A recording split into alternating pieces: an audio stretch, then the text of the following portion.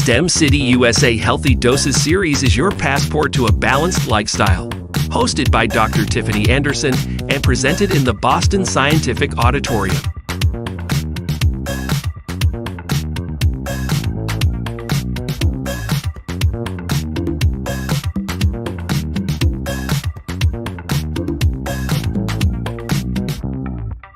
And now, Dr. Tiffany Anderson. Good morning and welcome everybody to another episode of Healthy Doses. My name is Rayondon Kennedy and I'm honored each and every week to be your moderator. Healthy Doses is a show brought to you by Boston Scientific, created to help you be the best you possible. And we do that by offering you tips and advice, and all of that streams from the brilliant mind of our lovely host, Dr. Tiffany Anderson. Dr. Anderson, good morning. Good morning, Ray. How are you? I'm well. Dr. Anderson, I know we got a great topic, and I'm so excited to jump in. I know it's a topic that's very meaningful and really impacts all of us at some point or another. Why don't you tell us a little bit about what we're going to be talking about today? All right. So again, good morning, everyone. Welcome to Healthy Doses with myself, Dr. Anderson, and our moderator, Rayondon. So today we are going to be discussing authenticity, right? It's one of those topics that some may feel like, oh, you either have it or you don't, or it's easy to have, or that person's inauthentic. And it's not as simple as that, right? So this is something that is very intentional in all of our lives. And so first I want to start with just a quick visualization, right? I want you to close your eyes. I want you to envision a time, whether that's when you're young, oftentimes it's when you're young, but vision a time where you were very confident in who you were. Not just about kind of like how you felt about yourself, but your purpose, where you were certain about what you wanted to do in this world, where you felt like this is who I am and this is what I want to bring and this is how I want to show up in the world. Think about that time. Think about how it felt. Think about the certainty, right, around your drive, around your guidance, around your direction. And then I want you to think about if there were any conversations that you had with your parent, with your teachers, with folks in your community, with things you heard on the internet or you saw on television that went against that, right? Or that told you that who you were or who you wanted to be wasn't acceptable or was too different. Think about that. Think about if that sense of certainty is the way you live now. Think about if it's changed since that time. I want you to just give yourself an opportunity to process if you're still kind of living in that truth and living in that purpose. Okay? So I'm going to stop us there. After this commercial break from our sponsors, Boston Scientific, we'll be right back into it.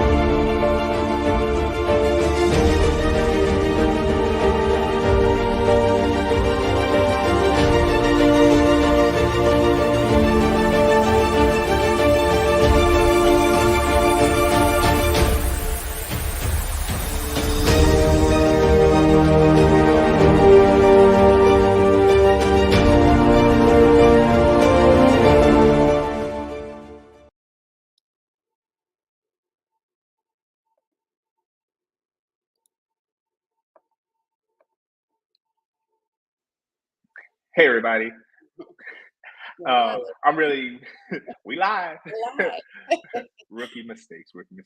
I'm really excited to get into this topic, but I do want to remind everybody that's watching, that you can communicate with Dr. Anderson and I. If you want to share stories, if you're connecting with the topic, if you have questions that you want us to try to get to at some point during the show, there's a couple of ways that you can do that. In the top right corner, you'll see the QR code. If you are not watching on your phone, if you're watching on your computer, take your phone, open your camera, and you can scan that code and go ahead and send us a message, send us a comment. If you want to shout out, if we can do that, we'll shout you out.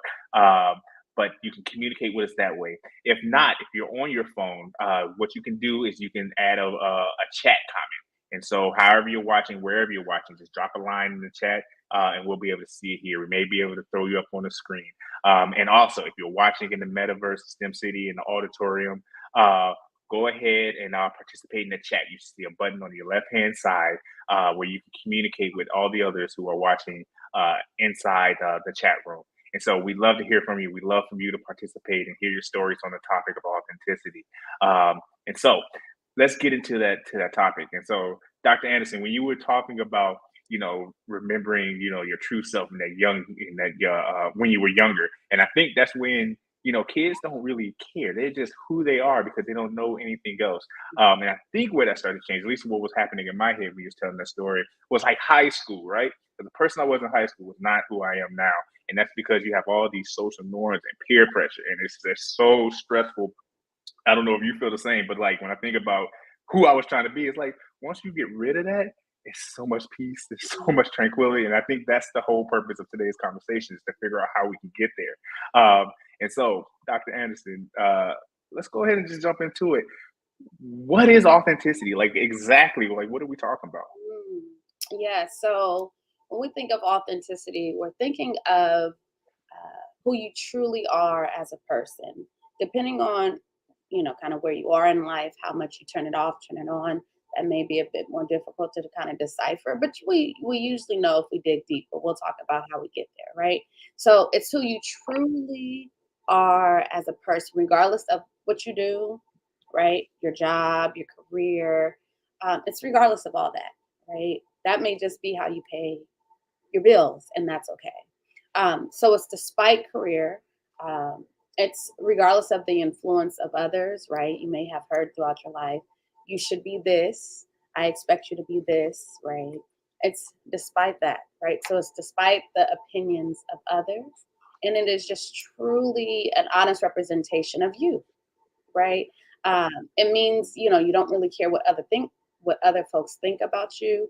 And even if that's something you're struggling with, that's okay. But as long as it doesn't have a true influence on how you truly show up in the world, right? So oftentimes this may have you standing out in the crowd. You may be considered different or unique. I think that's great. I think we all are, but sometimes we try to blend in too much, right? And that's where it kind of gets a bit more blurred. So authenticity is just who you are at your core. Whether folks know it or not, you know it, right? And so it's just simply a true representation of you. So, Dr. Anderson, all these topics that we talk about are always here to kind of help people be the best version of themselves. So, Yeah. why is authenticity, like, why is this an important topic? Like, when we're not being our true selves, what harm or what damage are we doing to ourselves that may impact our lives or Mhm. our livelihood? All right.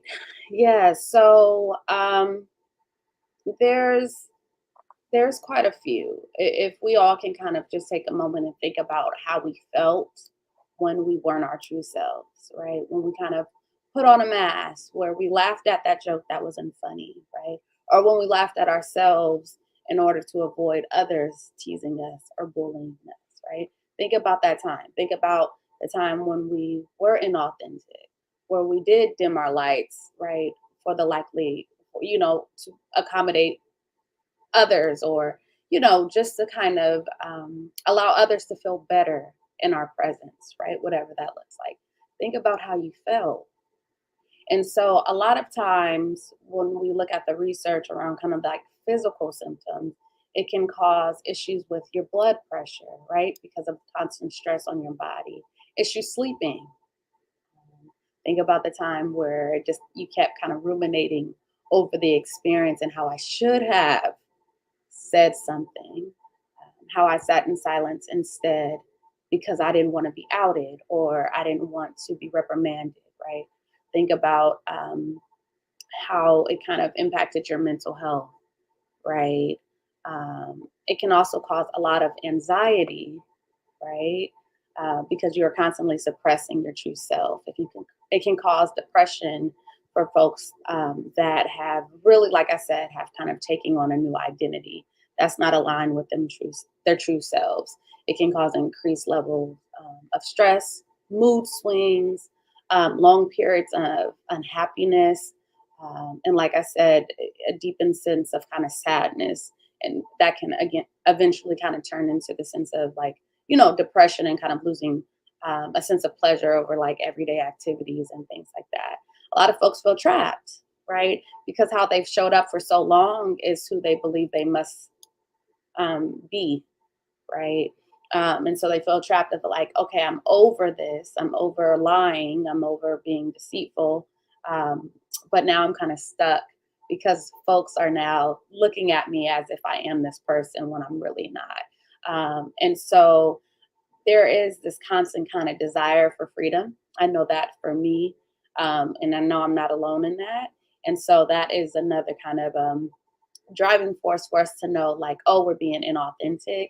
And that kind of push to show up as our true selves will always kind of nag at us until we do. One of the things I keep thinking about is just kind of and I can say this now because I feel like I try to be. I mean, I know there's times when I'm probably not being myself, but I keep going back to like high school and the Mhm. stress and the conflict, the cognitive dissonance, between who I know I am and who I'm becoming, or the peer pressure of me having to like do things and you have to like try to fit in, and that goes outside of your morals or your values or whatever, and the stress that comes with that. I mean, I feel like that's a common, especially at that teenage age, that's a common feeling because everybody's trying to find themselves and be that. What I'm getting to, Dr. Anderson, is the mask that you put on, the mask you try to fit in and to kind of elevate yourself to whatever you think other people want you to be, and the stress that comes from that. But Yeah, the question is, can we talk about the mask? Whether we're in high school or whether we're grown. There's a lot of people who are grown that are wearing masks, and you sometimes can tell, sometimes not. But can we talk about the mask that people wear? of course. And personally, my own experience with kind of masking, I've been in a lot of academic settings for, let's say, like 7% of my life, right? If not more. And a lot of us have. And so, again, when the majority of folks who, are socialized and conditioned in this society, we are fed certain messages, right? That would ultimately kind of influence us, like you said, using the language masking, that would say, okay, you are too different, right? Your differences are not acceptable, like, or socially acceptable or considered a norm. And so, in order to fit in, um, you need to kind of show up in this way. I know that personally. I think an example of kind of masking too for me was avoiding locking my hair, right? Because it is one Mm, of those things that um, you're different. You stand out. You're unique in the way that you wear your hair, especially as a Black woman, right? In professional settings. And so, as long as I try to accommodate others, um, try to blend in, there was nothing that I can stop the nagging and the push to just be myself. And the moment I did was the moment I felt free. Understand though, when we are living in our true selves and in our true authenticity, everyone may not be accepting of that, right? Everyone may not love your choices or love what you did. But the feeling that you get is really what matters the most. And that's why folks find it um, worth doing, right? Despite how others feel because they feel so free. And so that's just one of my examples of true freedom, that doing that despite what the thoughts and the words and the comments that I had was worth everything, because it felt like I was finally choosing myself. And so I just share that because oftentimes that's how it feels for other folks when they finally do something for them, despite what others may feel, right? So Ray asked about the mask. Let's talk about the mask. I work with a lot of folks that are either struggling to take off the mask or they are, right?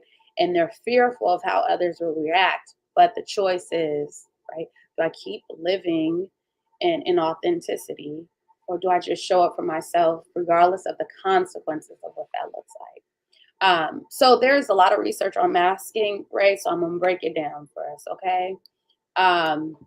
So the term masking refers to individuals that feel the need to hide their emotions and personality traits in specific situations. So Ray talked about high school. He talked about football, right? Like, these are certain situations where you feel like, okay, I have to kind of tone myself down, or I have to put on a mask. I have to put on certain personality traits to fit in this setting. We see this a lot in the workplace. Corporate America is a huge place where folks mask. It refers to an individual hiding the authentic selves, right, in an effort to gain social acceptance. These individuals, again, been there, done that. Try really hard not to do it anymore because we're free. But the cost of camouflaging your true personality and emotions can add to, remember we talked about those negative things, right? A sense of loss, anxiety, and depression, right? And so these folks may have experienced bullying, right, or rejection as children, at an age where they felt like, okay, I have to modify who I am, and express myself in a different way so I can fully be accepted. Again, that increases that sense of stress and anxiety, um, because you're showing up as someone you're not. And think about it as you acting. Usually, the director says cut, and you stop. The thing with masking, you may never hear cut. And so if that never happens, you're always on. And that is just driving folks to be anxious and stressed out or depressed because they're always on, right? It is common among folks with autism spectrum conditions, largely because, these individuals feel more social pressure to mask their true personalities. Does that make sense? And so uh, the same goes for children that may have or be on the spectrum of any sort.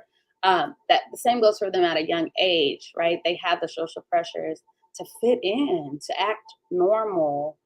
So we also see that in those individuals that are on the spectrum. But it happens in many of us, if not all, right? We all kind of tend to kind of show up in a certain way to kind of fit into certain social norms. Quickly, 3 kind of specific ways we tend to mask is altering our communication patterns in a way with that individual, right, or with these groups of folks. Our body language, so we may change our body language, our tone of voice, right, or facial expressions in certain situations, right. Next, we may hide ourselves, right. So it obscures our natural personality. So certain social groups, like I said, you may pretend like you like something when you don't. You may laugh at a joke that is not funny and maybe at your expense, right? So we kind of put on a show and act as if certain things don't bother us when they indeed do. And then lastly, you may make light of your own distress. So think about, and I think of Black folks specifically, where we use humor or comedy as a protective shield, right, against feeling ostracized or feeling bullied. or even in like social discomfort, right? We'll make a joke about ourselves to kind of minimize others doing it or the feeling of others doing it, right? And so we kind of want to take the pressure off of ourselves by kind of offering it up, right? So I already talked about myself, and so move on to someone else. But again, that is still masking and it's still acting as if your distress is not real. And so we honestly want to confront that head on and stop allowing others and ourselves to be our worst enemy. That was great. The throughout that whole thing, the whole time that we've been talking, the word "why" keeps coming into my head. We talked about when we were younger. It's very easy to be ourselves because we don't care. Uh, why do we start putting on these masks? Why do we start deviating from that? Like, what's the difference between, I guess, more mature minds and children's minds? Why do we feel the need to kind of go into this act? What are some of those symptoms? Because I feel like if we know the why, then we can start to identify how to kind of correct that. Yeah, great question. So the why starts very, very, very early, you know. So folks um, that struggle with authenticity are not bad people. They are human, just like us. They are often in settings where they don't believe that their true self is acceptable. And so oftentimes they're simply trying to survive, right? And so the why we're molded at very young ages by our parents, by our teachers, by our community members, by religion, by our peers, and just about by society that says you need to fit in to survive. There's a certain way of being. I don't know why this is coming up for me, but think of like standardized tests, right? It's like, okay, at this age, at this school age, kids should understand a certain amount of knowledge universally, right? Across the country, right? So even that is a part of what if you don't? You're different, you're behind, you're stupid, you're done, right? So we're already socialized to believe these certain standards is what I mean. And so the why is that we're constantly told that we have to show up a certain way to be loved, to be considered worthy, to fit in, to be seen. And so as a result, we develop these ideas and beliefs and thoughts and emotions um, that keep us acting in ways that we're taught to act, not in ways that we feel are our authentic selves. And Ray, if you think about it, um, children are the most honest humans you'll The purest form of humanity. Yes, so think about what kids say, think about how honest they are, and think about when it happens, how we say, you don't say that, you don't do that, that's not appropriate, that's not okay, that's not right. And then sometimes where it is, and sometimes it's just pure honesty that we've learned as adults, you just don't say it aloud. Think it. We just don't say it aloud. So we teach our children, you don't say that out loud. It's okay to think it, but you can't say that out loud, right? And so we see kind of these new age parents allowing kids to kind of just be their authentic self so they don't struggle as much as adults. So again, the why is that we are just socialized to be a certain way. We live in a society that values superficiality. Social media is real. And it strives for perfection. And you are defined by your success. You're defined by the amount of money you make for these companies, for the folks you work with, by how much you produce, right? So you don't live necessarily by your values, or you're not even commended for being such a great person and honoring yourself.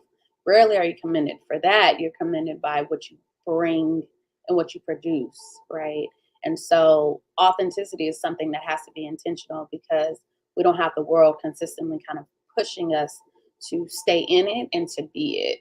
Um, something I was thinking about. I also think about, Ray, I'm going to ask you, when you meet someone, what is the first thing they ask you? What do you do?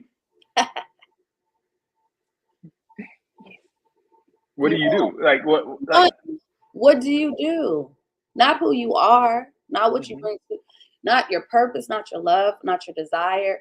What do you do? What do you produce? What Yeah, do you make? That determines your value in that moment. yeah, Correct? Okay. That is why folks do not operate in authenticity, because it is not rewarded, it is not valued, right?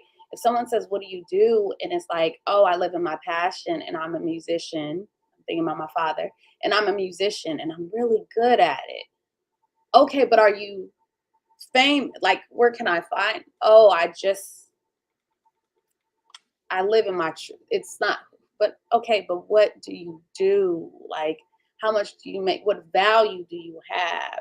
Right. So that's what folks are looking for. And in that moment, they determine your worth. That's the society in which we live. Yeah. And so that's why I want to normalize that folks that are constantly wearing a mask. I get it. I get it. Because who wants to be made to feel like that? Um, and that's why we can't find our value and validation in how people perceive us and receive us, because you may not never ever receive it, in the way you want them to, or they may not ever value you in the way that you want them to. But as long as you are living in your freedom and you feel good, and you're happy to wake up, that is what we want, right? That is our desire. But that is a big part of the why, Ray. Dr. Anderson, I want to take a break right now and just go to a commercial break. Uh, but when we come back, I want to talk about the redemption. How do you yell cut?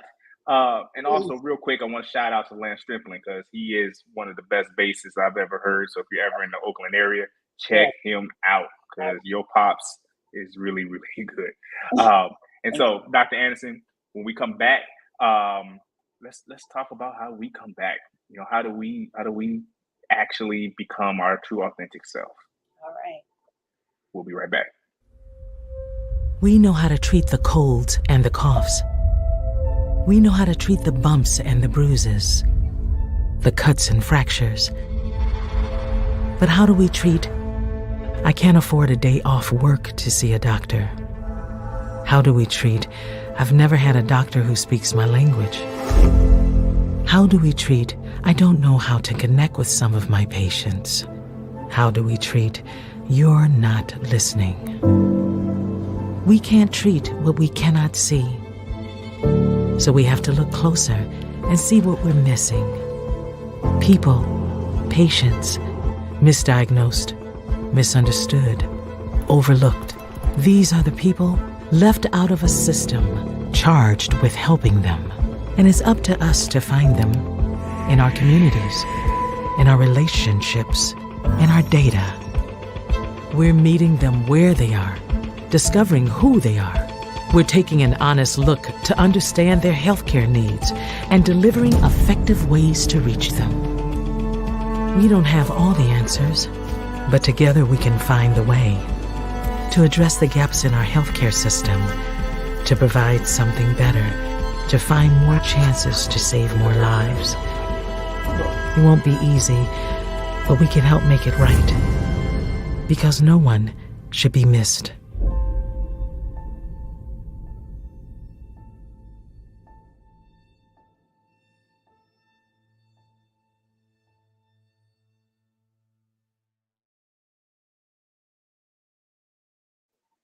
Hey, everybody, welcome back. Dr. Anderson and I are talking about authenticity today. If you want to join in the conversation, or if you want to ask a question or share a story, please feel free to scan that QR code in the top right, or drop a comment wherever you're watching this live feed. We would love to hear from you. We'd love to incorporate it into the show and see if we can answer some of those questions you may have. we've been diving in, talking about authenticity, why it's important, why it's easier and more beneficial for our livelihood if we are being our true selves. And so I want to talk about first before I get into the question, Dr. Anderson. You said something. You shared a story about you locking your hair. And kind of how you overcame. How do you overcome that? Right? We talked about the social norms and the stigma that comes with it. And you talked about the freedom you felt. But between the decision of you locking it and the freedom that you have, how do you overcome the eyes that are looking? How do you overcome, maybe I won't get hired for this job because somebody's going to be thinking about my hair, or whatever that mask is, or whatever that feel? How do you override that, right? How do you get to the other side? A big part of my experience, and not just locking, having a nose ring was a big deal, right? A big part of that is, for me personally, I had to ask the question that did my hair or did my nose ring invalidate my skills, my gifts, my talents? Did it change anything? And we know the answer is no, right? And so if I can understand that, if I can make sense of that, and others can't, I wouldn't want to be a part of anything that they had to do in regards to business opportunity, right? Like that's a mindset that doesn't really align with how I navigate the world, right? And so I had to, for me, recognize that there's a potential that opportunities may be lost, or folks may look at me differently. Um, the thing is, for many people that have preconceived notions about a certain group of folks, a nose ring and hair doesn't change that. I can have long, straight hair and they would think the same, right? And so it was a true understanding of, again, who I am and the society in which I live. And so if that is my reality, despite speaking in a certain language, despite showing up if that doesn't change, I might as well live in my truth and enjoy the life that I've been given. And so that was how I kind of came to terms with just being myself and creating opportunities where I didn't have to get a yes from certain folks, right? Where I gave myself a yes, where I created my own opportunities that were for me. And so I didn't have to rely on certain opinions or certain comments. So, but I recognize that that's not everyone's experience. And we're currently still kind of carving out ways where we can kind of get away from that. So in the midst, right, of recognizing our truth, walking in our authentic selves, the reality is, yes, there are consequences to that, just like all life's decisions. And I don't expect anything kind of different than that. And so Ray asks, like, okay, how do we get to this process? How do we even start it? What does that look like? And so to begin, we want to think about our values. Ray brought up values earlier, which is spot on. Think about our core values. What is true to us, right? What do we stand on? Think about, again, the way that we kind of show up and how we want to present our true selves to the world. Go back to that time, to that child. Think about what he or she needed, right? Oftentimes that is attached to your core values. And then I want you to think about what changes need to be made in order to live within those values. If you are a big proponent of justice, and which I am, and like equality and those type of things, how am I showing up for myself, but how am I advocating for others? Sometimes that gets lost if we're trying to fit in. Does that make sense? If we're trying to fit in, we don't shake the table, right? We just kind of let things go. But if we are advocates for equality, if we're advocates for each other, then we may start speaking up. Then we may start being more vocal about what's important in certain spaces, right? So think about those values and think about what needs to change moving forward. Also consider um, your actions. Look at them in a way that are objective, right? So when you're doing certain things, are you again? Are they aligned, right? So feel what feels authentic in the moment, and you'll do that because there's so many life choices and decisions we have to make. So oftentimes we're always kind of assessing, does this feel authentic to us? Is this not right? So I just want you to take a step back and look at your lives objectively and look at your actions and see if they align with what you feel is authentic to yourself. Examine those childhood beliefs. And the ingrained patterns that no longer serve you. I do this a lot with my clients in therapy. We talk about those childhood beliefs and think about, I know this is the only way we've ever done this, but are there other ways? My mother taught me this. Beautiful. Does that still serve you? Yeah. I've been doing it this way my entire life. Awesome. Does that serve you now? In these various relationships, does that serve you now? Right? So just because you've been doing something your entire life doesn't mean there aren't alternatives to your behavior. Yeah. That may serve you better, right? Or are more beneficial to the way you're operating life now. So think about that. Next, we want to identify any discrepancies as we are developing our authenticity, right? So we just want to be more aware of any things. Again, I was kind of talking about that, but discrepancies between your actions and your beliefs. That's a little different. Your actions, how you're operating, how you're showing up, what you're doing, and what you feel is true to you. If those aren't aligning, identify those discrepancies and understand like why. Yeah. What's missing, what's not happening, what's not connecting to how I've been living and how I want to live. Okay? A big part of what I was saying in my own experience, you want to develop your courage to face fears. Yeah. As humans, we often want to be comfortable, and that's normal. We don't really care for change. We like staying in places that are familiar, right? Becoming authentic, your true authentic self, is a bit unfamiliar for many of us, and fear will come up, and you want to get more comfortable with being uncomfortable. Um, it is just it is our truth. You want to just be familiar with things becoming a little bit more challenging in the beginning. Again, because it's new, right? You're showing up in a new kind of way of being that you may not have shown up in a very long time. So you may be uncomfortable, or others may be uncomfortable, but that's okay, right? Because the goal is for you to feel safe and feel yourself in these spaces. And then lastly, speak your truth. Speak your truth. You never know who's watching. You never know who is taking notes.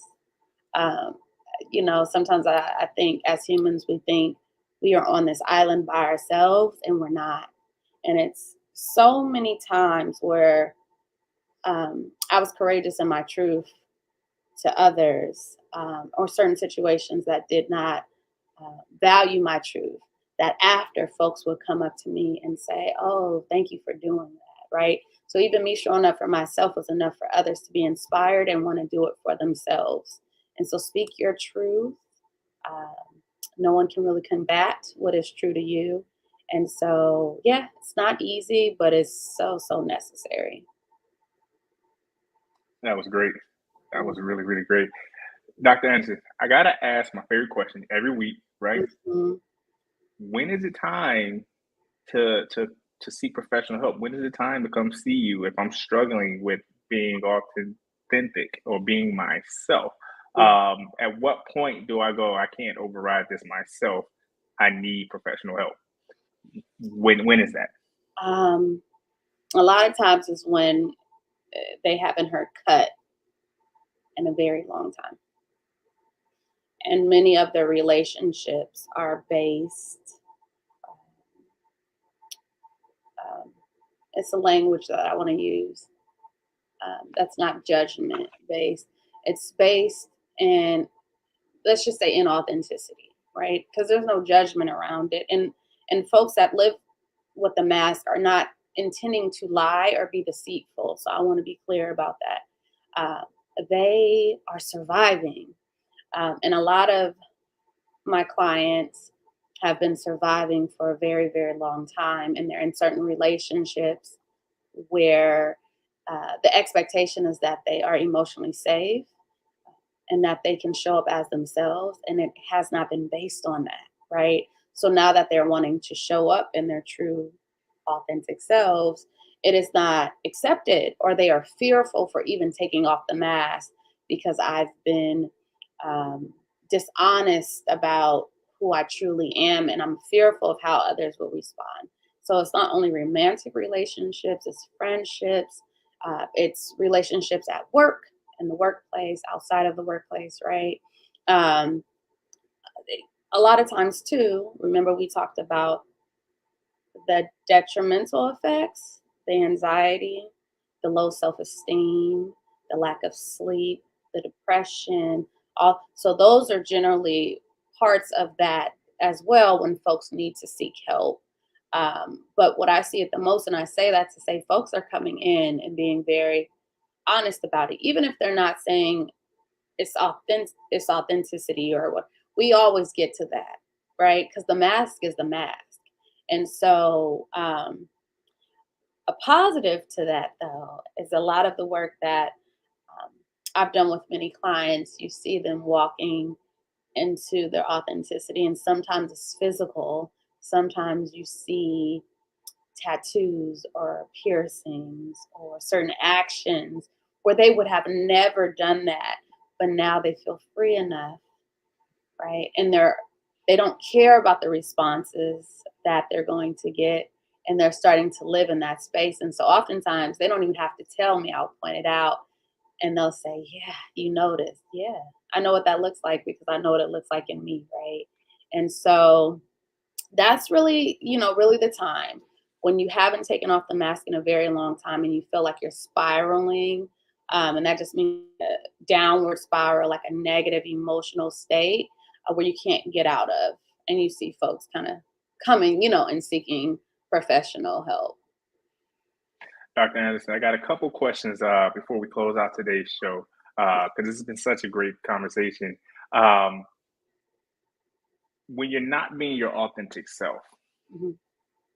is that just harm that is done to you, or can it kind of permeate out and like affect people in your circle or affect others, or is it just something that's a internal problem? That's a wonderful question. I would argue it affects everyone around you because they don't have. We talked about how it affects you individually, right? But what about the folks that don't know you? What about the folks that genuinely are here to show up for you and they don't get you? And so I think the way it harms us in regards to relationships is we don't give folks the opportunity to love us genuinely, right? To connect with us at our core. We don't give them a chance. And so you'll find that individuals may have very superficial relationships, like friendships that never go deep. Acquaintances. Yes, that's Yeah. very surface, because either both parties or one party is not sharing who they truly are and how they truly feel. And so you may get one person that talks and talks and talks and talks, and then you may get the other person that never says anything. They just listen. And it's not until you really question that friendship that, like, do you know the person that's not speaking? Do you know anything about what they're going through? Anything about their passions or desires or what they, right? So we question those things. Yeah. So we, it's a disservice to ourselves. It's a disservice to all our relationships. I think about our parents not knowing who we truly are because we haven't shared those things. So it doesn't just impact us, it impacts every relationship that we enter Yeah. because they are not able to love you in the way that they should and that Yeah. you deserve. Yeah. Yeah. So it's an impact to the authenticity of your relationships. Mm. Are you loving the person that do you love who you think you love? Or is it somebody? I get it. I get it. I've I seen get it. it. I've lived it. I've seen it. Do you truly love me? And it will begin to show up, even with the person that's not showing, being authentic, because they feel it, and they want to feel a true connection, but that person doesn't know the true them. Yeah. Yeah. Dr. Anderson, I got one more question. Yeah. There's a great movie that I saw called Sorry to Bother You. Mm. And one of the themes of this movie is code switching. And for those of you who don't know, code switching is kind of putting on your professional voice, if you will, right? Changing it up. Is that does that have any relation to the conversation that we've been having about being your authentic self, Mhm.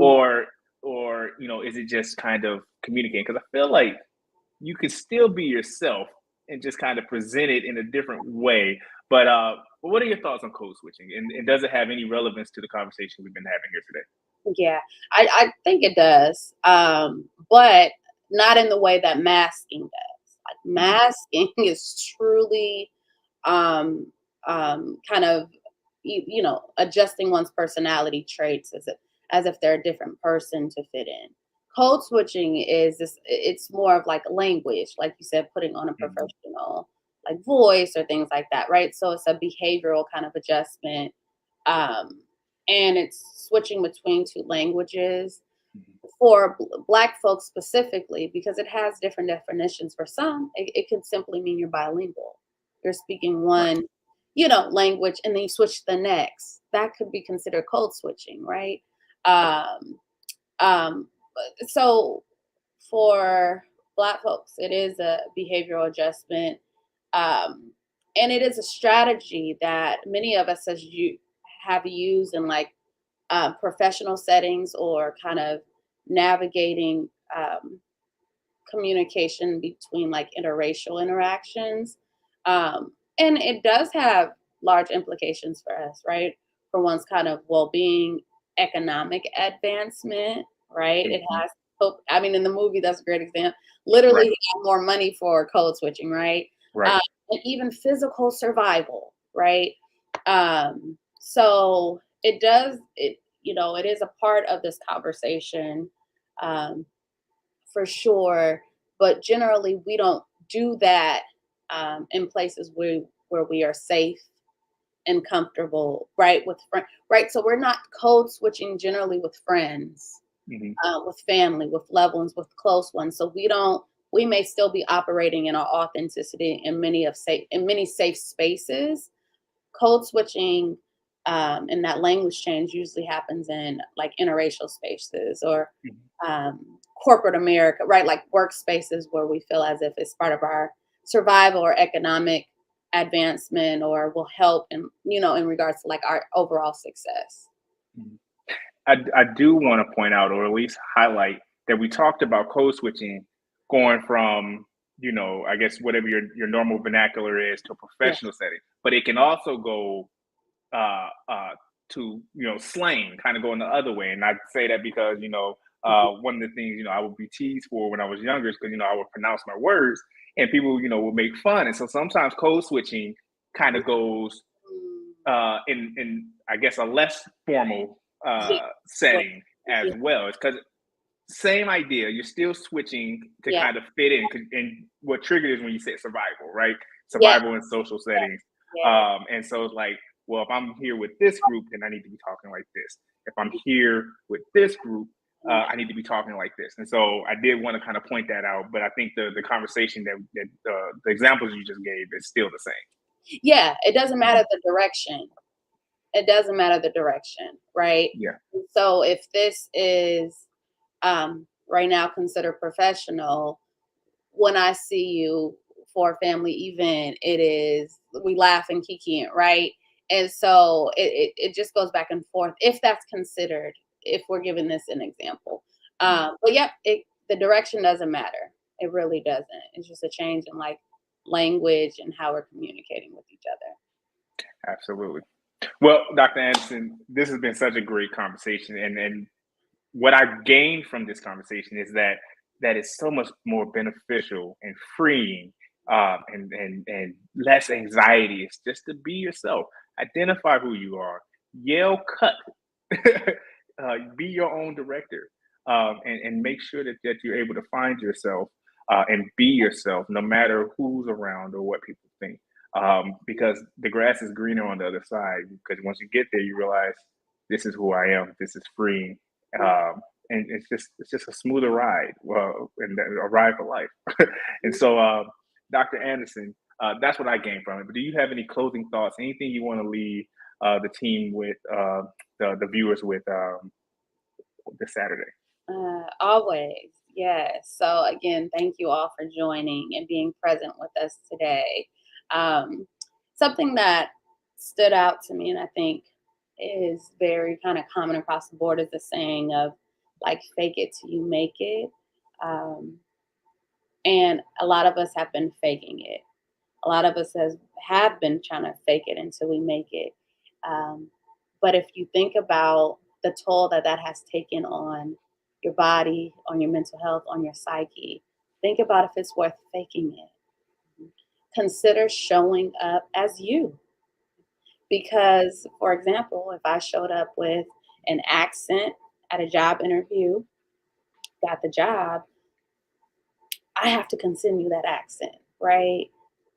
And that takes effort. Being yourself does not take effort. Being someone else always will take effort, and you'll always expend more energy that's necessary, right? Every time you're in these spaces. So I truly encourage you to show up as yourself the first time, so you don't have to continue to put up an act throughout the entire relationship. And it's really hard to then change in the midst of it. Not impossible, but it can be difficult. And even if that is your kind of place right now, if you're in a relationship or in relationships where they don't truly know you, there's still steps where I gave a few, but also just consider being like, you know what, I really want to show up like this, and having an honest conversation with these individuals, right? Because you have the right to change. You have the right to grow, right? No one's telling you have to stop here. So even if you're in these relationships where you don't feel like you're showing up as your authentic self, I would stop and have a conversation with them around how you will show up moving forward. They either accept it or they don't. But like Ray said, it is so much more freeing when just being your true authentic self. So for next week at 11 a.m., we will be discussing high functioning depression. Oh, I'm excited. So please join us next week, Saturday at 11 a.m. And thank you for joining.